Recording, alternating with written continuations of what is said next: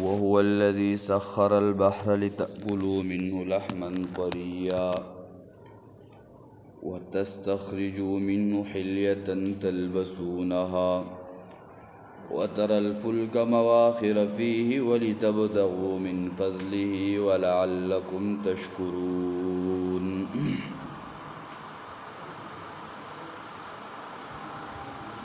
سورة نحل اغشورو باغی کے آیات مبارکہ سوار لسم آغا ذکر کے دو مخ کے آیاتونو کی دلائل ذکر کول مخ کے دو چوبی دلائل ذکر کرل وز دلد دلائل آغا دا ذکر کئی او منافع دا دریاب ذکر کئی. پرون منگا تذکرہ بدی آیات کی سکڑی وا اللہ تعالیٰ دا سی ذات تے چی تابع کڑی دی دا دریاب دا حکم خپل، یعنی دریاب حغی تابع کڑے دے کوس بدی دریاب کی دا سی چیو سڑی بگی لاس کتا کو او دے نیو بجلی بشاندی شاٹی ورکو نو چاو بگی لاس نوخ کتا کڑے یا یو سڑے اغلام بھی بوبو کی یا شیناس پڑ سی نو اللہ جل شانہو داغین آغٹا خبر رواغستا لِتَأْكُلُوا مِنْهُ لَحْمًا طَرِيًّا دا پارا دی چی تاسو خرائی داغین وخ تازا دا دی وخ تازین مراد سرے دا دین مراد حقا وخ دا مئی دا چی تاسو مئی خرائی نو تازی خرائی. بعض علماء ذکر کئی چی ہر حقا سیز چاغت تازوی دا بحلال والی دلالت کئی. امام ابو حنیفہ رحمہ اللہ فرمائی چی صرف پدی کی دا دریاب کی دا غمائے دا جائز دے. امام شافعی رحمہ اللہ حقوی چی دا سسیزون حق جائز دی. دو پدی کی یو مسئلہ دا یو سڑی قسمو خوڑوالکا زباق وخا نخورما او دم یو خوڑو نو آیا دے حانیس گرزی او کا نگرزی. علماء ذکر گئی چی دے حانیس نگرزی زکا وس یو زنانہ بکور کیو یا لکا بچی لار شا وخا راوڑا نو یا با دا چرک یا با دا ساروی وخی نو که چرتا کور تے مئی راوڑو نو آغا زنانہ بور دا زان لا چوتی گی لگی تا دا منگ مئی ویل لگی تا دا منگ وخا ویل که تا دا منگ چرک ویل نو بدی باندے یو سڑی حقاو خوڑا نو دے نحانیس کی گی. وخا جدا پاغی کی اصل حقاوی ندا نو دام یو سواد رازی چالا که دا چکل وسری بدی کم دا سوروال موجود وی چکل با وخا کی وینی دا نور تکینی دا تورشی او کله چې مې دا په منځ باندې وسري او دا نور تکینی د دې دا سورواله دا په مړقې غوندګ شي او ختم شي نو دا وینا نه دا. نو امام ابو حنیفه رحمه الله هغه فرمای سفیان ثوری رحمه الله چې دا د امام ابو حنیفه رحمه الله په دور کې او هم نواو داغه چې کله هغه دا خبره وکړه یو سړی لاړ ال داغه دی وی لحمن طریا د دینه دغه مراد ده او چې سړی قسم وخړو نو ده نه حنیس کی هغه ولینا قران کې خو سبال باز دار غلی دي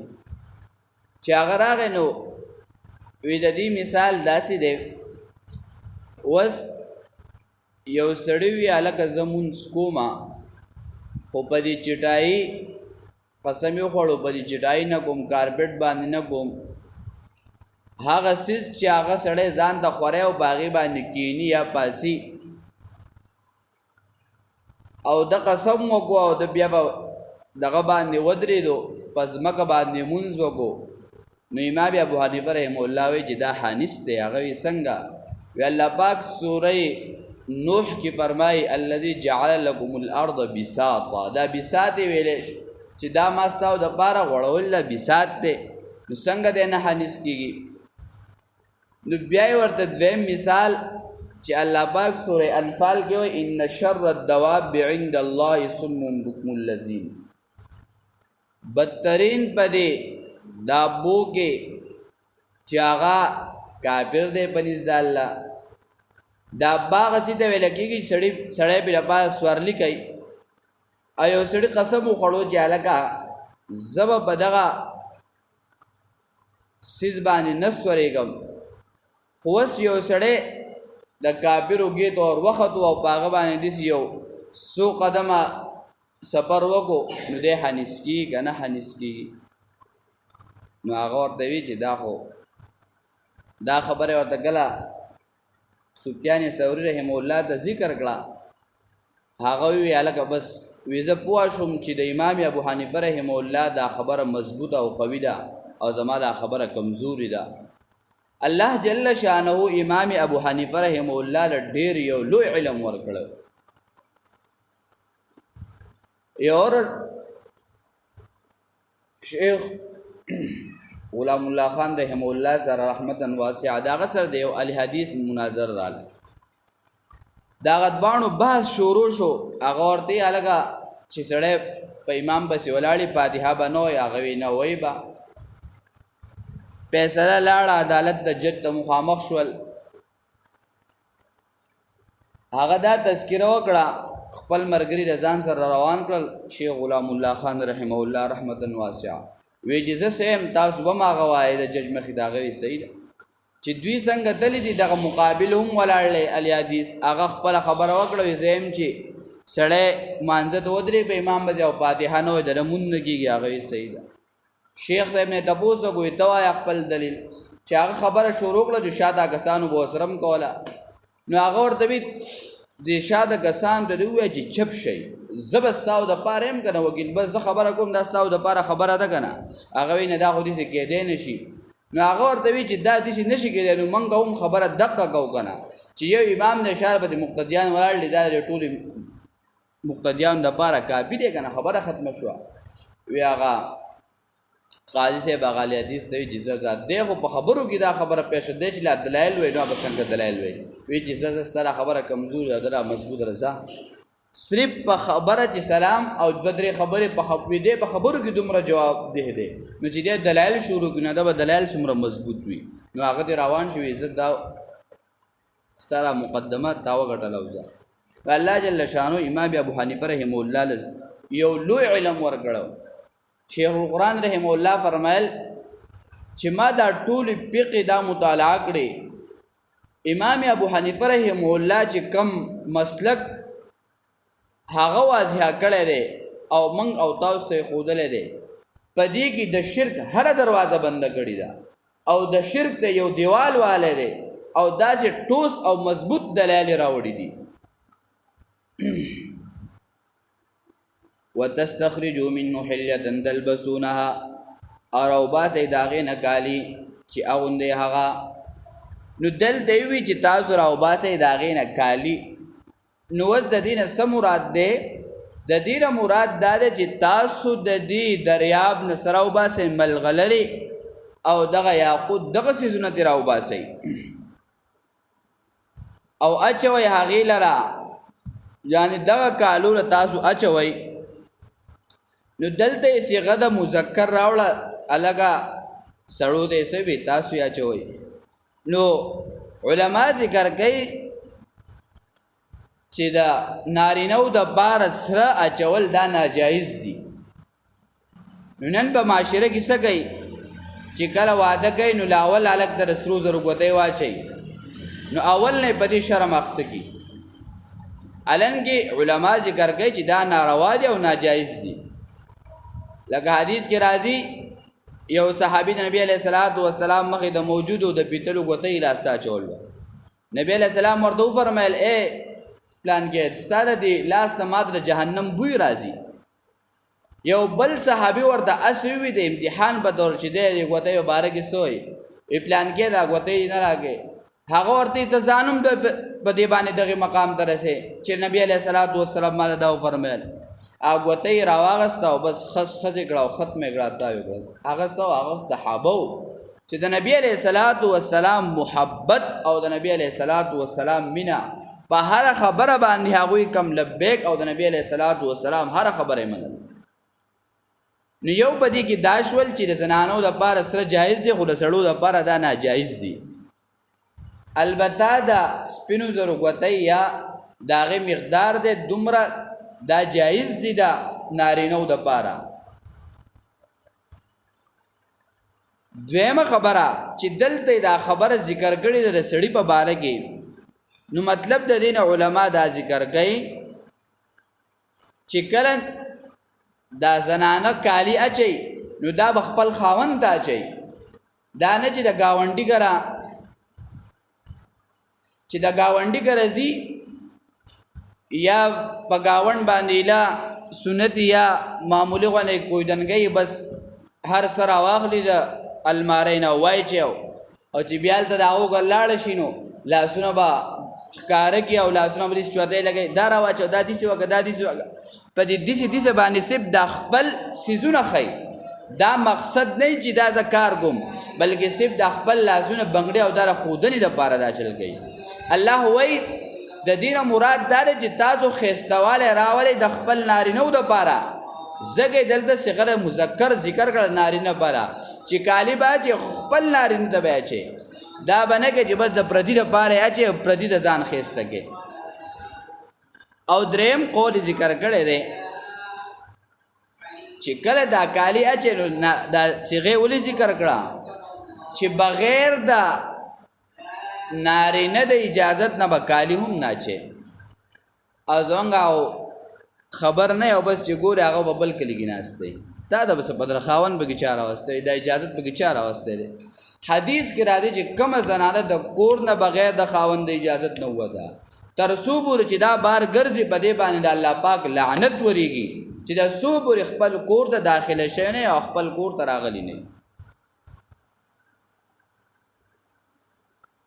او سلورم نمبر الله پاک دلته دا خبره ذکر کړه الله د زنانه خیال وساتو داغه د پردي چې دا پټي او د دې عزت هغه پټوالي کې نو الله دلته د زنانه په زیبانی د نارینه تذکره وکړه الله دومره غیرتی ذات ته چې د تذکره د سوګړه د زنانه په مقابله کې تذکره د نارینه وکړه چې دا زنانه سره دا پردمند را دا حیا نه کوي دا به عزتمند دی دا پردګي پټي د دې وجنې د نارینه تذکره وکړه او حسن بصری رحمه الله په هغه دور کې چې یکم هجری وا ولنې هجری وا هغه وی دا زنانه بندول غواړي د بازارونو چې دا بازارونو ته نزي الان کې هغه تابعو کبدی دور کې هغه موجود وي نو هغه کم الفاظ وي چې دای په هغه وخت کې ویلي او وسن 47 هجری دا څومره وخت تیر شو پاره کې چې د زنانه بازار ته بندول او یو عالم ذکر کړی دی ډاکټر شیراری شاره هغه به ذکر کول د ودونو په موقع باندې به کله دي سلاړو واده مقام به هغه به ذکر کو یو څو خبرې وی چې کله د کور نه ماشوم واده کیږي نو مور ورته یو څو خبرې اخلاقی وخی چې د خپل د خاوند د وخت خیال بساتي داغه د سترګو خیال بساتي داغه د پوز خیال بساتي نن ورته وای جزي دا به کټکه او کټکه دي نو صرف نصیبې به وګونو دا پینسي سار کیا ماسودن کې او ټیم به پینسي چې د ستاسي تابي چې دا ګډ ګډ درن نشي نن سبا ټول سړی د چا تابي د خزو په اخوا دي خوا شو په بدربې غریب نبي ساتلې چې خدای پاک څه چل وکما دا سینه چې اسرائیل لا بسراغه د اروخ رانوس قبض کې د خزي خبره مونږ منله نو هغه وی د دینه څه مطلب دی وی د وګ نه مطلب دا دی چې کله خاون کور تراشي نو زنانه له پکار دی چې دا کړس کړس نه کوي ځکه ټول ورځ هغه مزدوري کړي د ستاره پاره ګټله کوله اوس هغه راغلی د هغه د وخت چې دا هڼ منډه پې نه لګي او چې دی آرام وکړي د سکون میلاو شي د اطمینان میلاو شي او چې کله انسان د هغه دپاره واده وشي او دی کور ته راشي دله به اطمینان سکون میلاویږي خاوند راشي بکټ کې کښېني ښځې له پکار چې هغه پیزار راوړي بوټان ویسي جورابې دي لرکي اوبه له راوړي زمونږ چې راشي بس په کور کې اول برته یو لس کتاب وغږئ چې دا راچل شوی د ټول ورځې کهانیانې برته ذکر کړي سهار دا و ماسپښین دا و ماښام دا و بس دغه تذکره زمونږ نو هغه وی چې د غوږ